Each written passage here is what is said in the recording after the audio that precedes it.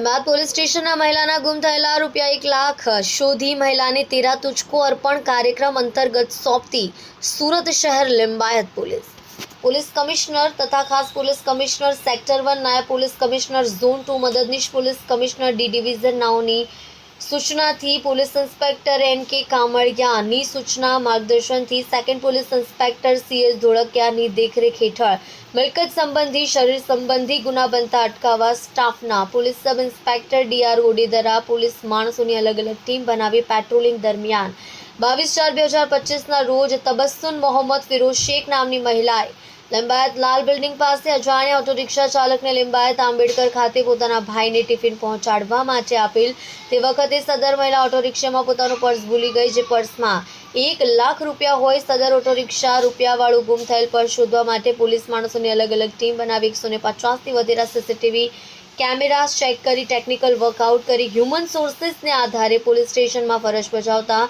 Woman assistant police constable Kinjalben Gandabhai નાઓને અંગત અને વિશ્વાસુ બાતમીદાર મારફતે મળેલ બાતમીને આધારે સીસીટીવીના ફૂટેજને આધારે મહિલાના ગુમ થયેલા ₹1 લાખ શોધી કાઢી 13 તુझको અર્પણ અંતર્ગત મહિલાને રૂપિયા પરત સોંપ્યા છે. કલ્પેશ રાણા સાથે જોતા રહો ન્યૂઝ 9 ગુજરાતી.